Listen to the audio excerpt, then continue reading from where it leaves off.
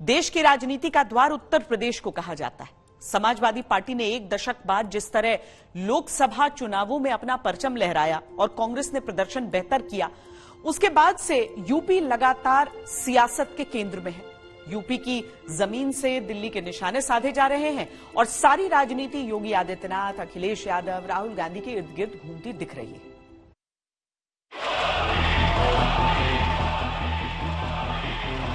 आपकी अनुमति से माननीय प्रधानमंत्री जी द्वारा प्रस्तुत प्रस्ताव का मैं समर्थन करता हूं।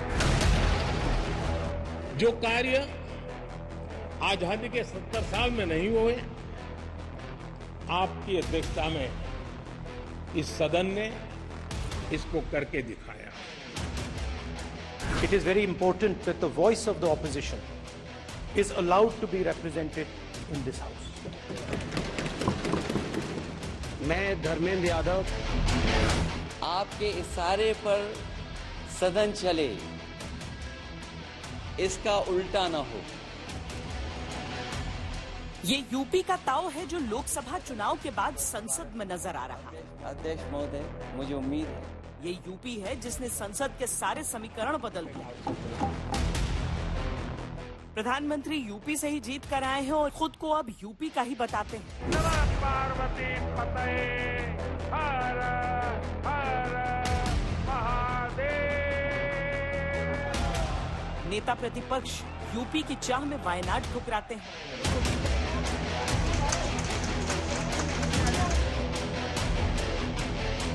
यूपी साथ देती है तो अखिलेश देश की तीसरे नंबर की सबसे बड़ी पार्टी के मुखिया बन जाते हैं।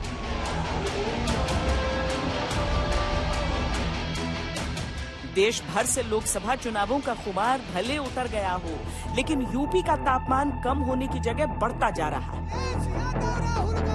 क्योंकि यूपी में लोकसभा के नतीजों ने पूरे देश की राजनीति को मत दिया। दिल्ली की राजनीति को बदलने वाली यूपी में सियासत का नया युद्ध चल रहा है।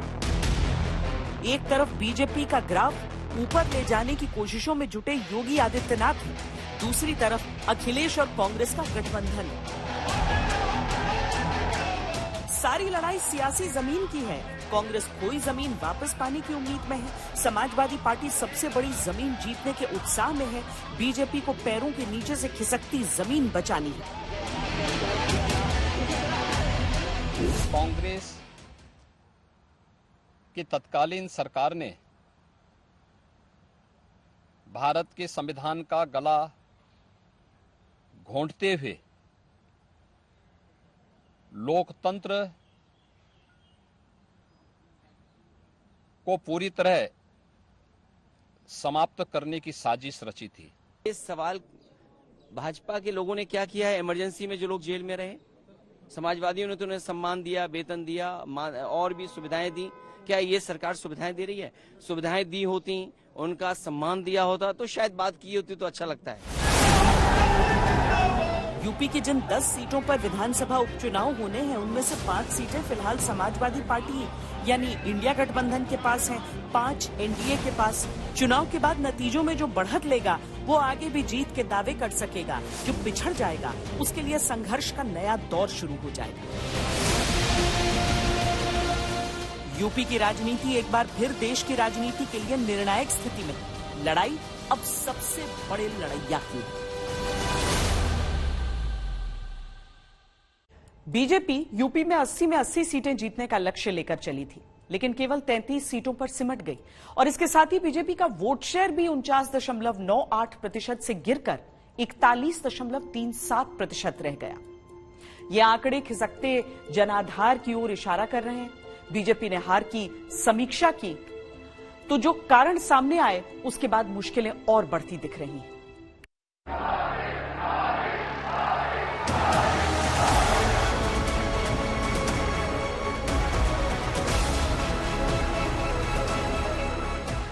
जिस यूपी से सबसे बड़ी उम्मीद थी बीजेपी को, वहीं से सबसे करारी चोट मिली।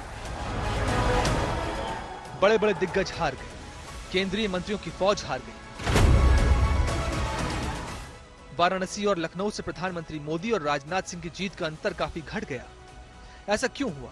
दिल्ली से लखनऊ तक चिंतन, मनन, मंथन हुआ और समीक्षा रिपोर्ट में कई कारण गिनाए गए। सूत्रों के अनुसार रिपोर्ट में कहा गया है कि संविधान बदलने और आरक्षण खत्म करने के विपक्षी आरोपों ने पिछड़े और दलित वोटर्स को बीजेपी से दूर किया। एनडीए में शामिल केंद्रीय मंत्री अनुप्रिया पटेल ने भी यूपी सरकार को चिट्ठी लिखकर नौकरियों की नियुक्तियों में पारदर्शिता का सवाल उठाते हुए ओबीसी वर्ग को मिलने वाले लाभ पर चिंता जताई है, जिसके बाद ये मुद्दा अब नई शक्ल ले रहा है। किन परिस्थितियों में पत्र लिखा उसका जवाब वही दे सकते, लेकिन बेशक इस आरक्षण के उलझन में कांग्रेस खत्म हो गई, इस आरक्षण के जद में बसपा भी चली गई, उन्होंने अपनी संख्या से ज्यादा किया और सपा भी चली गई।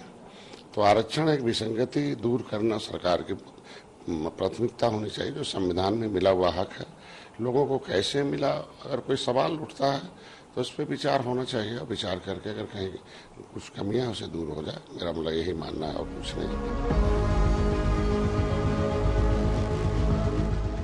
हालांकि अनुप्रिया पटेल की चिट्ठी का जवाब यूपी सरकार की तरफ से दे दिया गया है और उसमें पूरी पारदर्शिता रखने की बात कही गई है। सूत्रों से प्राप्त खबरों के अनुसार बीजेपी की समीक्षा रिपोर्ट में यह भी कहा गया है कि नौकरियों में भर्ती प्रक्रिया और पेपर लीक की घटनाओं से युवा नाराज हुए। इसके अलावा कई जगहों पर विधायकों और लोकसभा प्रत्याशियों के बीच तालमेल न होने के कारण भीतरघात की बात भी रिपोर्ट में कही गई है। समीक्षा रिपोर्ट की जो जानकारी मिली है उसके मुताबिक लोकसभा प्रत्याशी चयन में स्थानीय कार्यकर्ताओं की अनदेखी भी चुनावों में भारी पड़ने का एक कारण बताया गया है।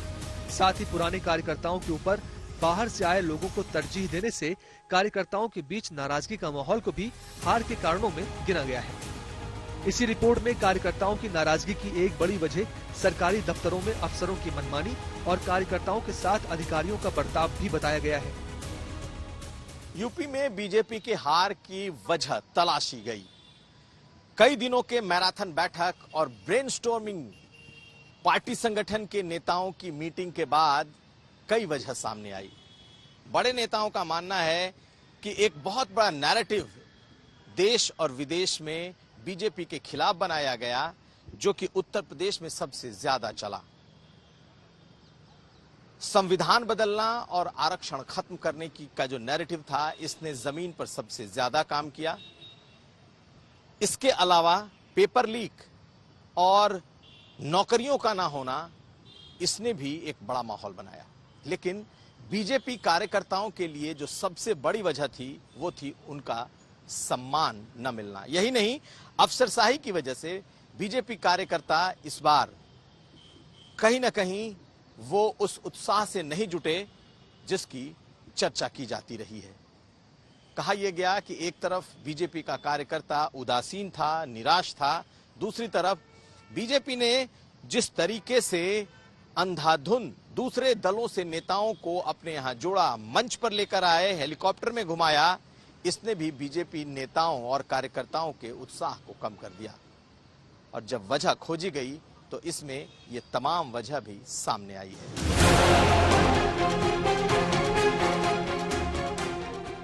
समीक्षा रिपोर्ट की जानकारी सामने आने के बाद बीजेपी के लिए बड़ी चुनौती है प्रदेश में कार्यकर्ताओं और अधिकारियों के बीच समन्वय स्थापित करना।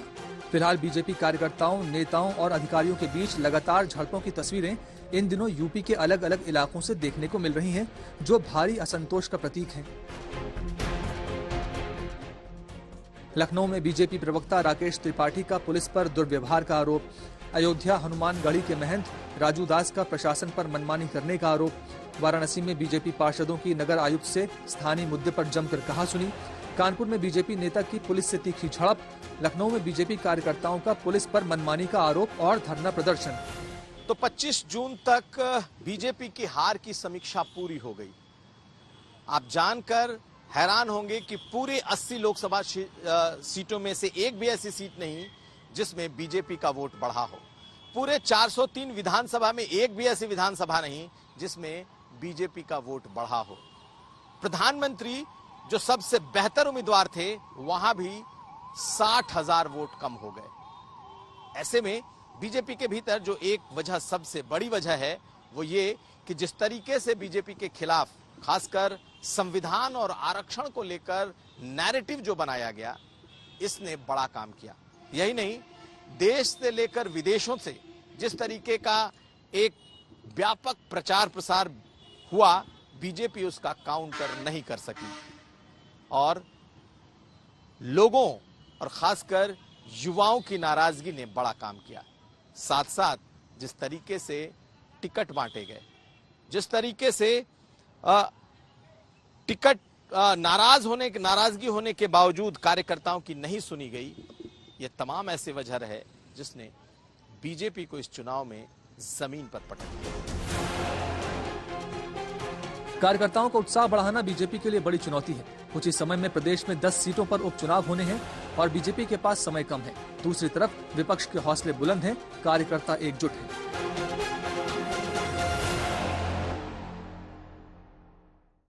दिल्ली में एनडीए की सरकार फिर बन गई। नरेंद्र मोदी तीसरी बार देश के प्रधानमंत्री बन गए।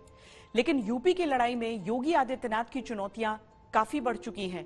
चुनावों में विपक्ष ने योगी आदित्यनाथ को मुद्दा बनाया और अब जिस तरह की तारीफें विपक्षी खेमे से सुनाई दे रही हैं, वो किसी बड़े सियासी खेल की ओर संकेत कर रही हैं। इतनी गर्मी में जब ट्रांसफार्मर्स के बस्ट होने का अंदेशा हो रहा हो, उस परिस्थिति के अंदर भी अगर लाइट चल रही है तो इन बिजली वालों की तारीफ तो करनी चाहिए कि हर वक्त बुराई करते रहेंगे, या विपक्ष में होने का मतलब यह कि केवल हम आलोचना ही करेंगे। इमरान मसूद कांग्रेस के सांसद हैं, लेकिन मुख्यमंत्री योगी आदित्यनाथ की जमकर तारीफ कर रहे हैं। ये सियासी शिष्टाचार है या नई राजनीति पर धार? योगी आदित्यनाथ विपक्ष के एजेंडे में है। लोकसभा चुनाव के दौरान केजरीवाल ने बीजेपी को बहुमत मिलने की सूरत में योगी आदित्यनाथ से कुर्सी छीन लेने का बयान देकर एक मुद्दा उछाल दिया था। 2 महीने के अंदर योगी जी को उत्तर प्रदेश के सीएम से हटाया जा रहा है। इस देश के बच्चे की जुबान पे ये था कि योगी जी को अगले 2 महीने में चुनाव जीतते ये लोग हटाएंगे।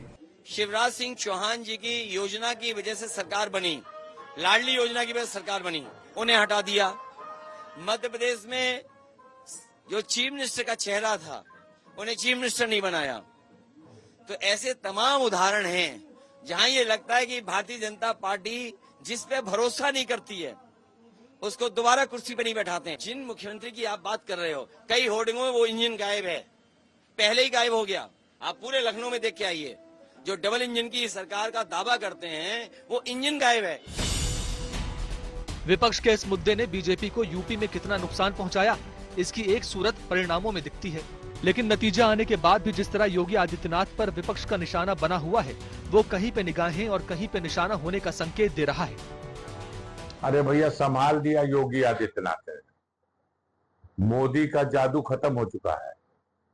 आप बताओ, मोदी जहां से चुनाव लड़े, बगल में चंदौली नहीं बचा, गाजीपुर नहीं बचा, मछली शहर नहीं बचा, 3 तरफ से बनारस घिरा हुआ है, तीनों सीट हार गए।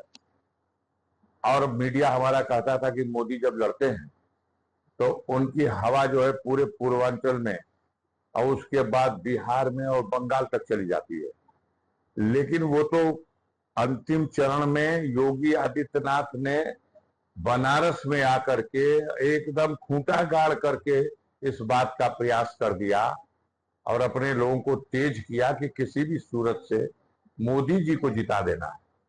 और नहीं, यकीन मानिए, मोदी जी भी चुनाव हार गए होते अगर इतना मजबूती से योगी आदित्यनाथ लड़े।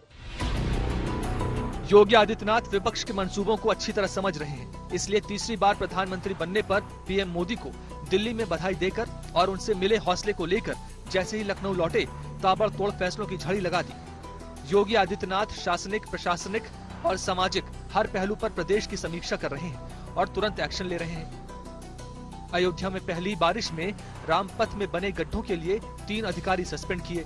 पुरानी पेंशन स्कीम को कैबिनेट से मंजूरी दी, जिसका लाभ 28 लाख कर्मचारियों, शिक्षकों और पेंशनर्स को होगा।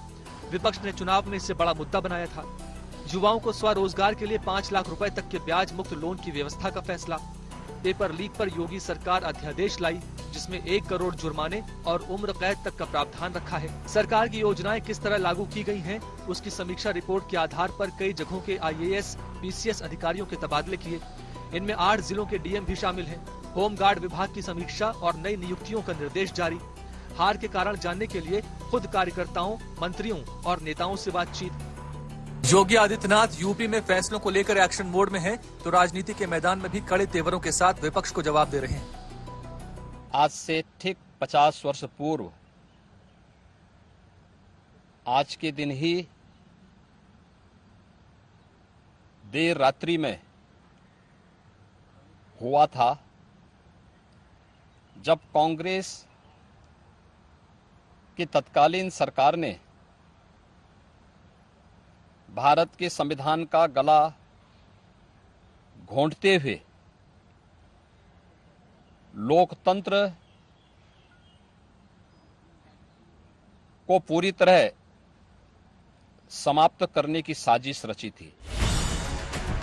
लोकसभा नतीजे के बाद पहली कैबिनेट मीटिंग से ही योगी आदित्यनाथ का यूपी में एजेंडा साफ हो गया था। उन्होंने बड़े पैमाने पर अधिकारियों के तबादले, नौकरी के लिए भर्ती प्रक्रिया में तेजी लाने और गांव शहर में बिजली की सुचारू रूप से व्यवस्था करने के आदेश दिए थे। योगी आदित्यनाथ यूपी में बीजेपी का सबसे बड़ा चेहरा है, तो बीजेपी की राजनीति में स्टार कैंपेनर भी है। राज्य में जो बात बीजेपी की बिगड़ी है, उसे संभालने के लिए शीर्ष नेतृत्व ने उन पर भरोसा जताया है और Yogi Adityanath mission damage control पर जुटे हैं।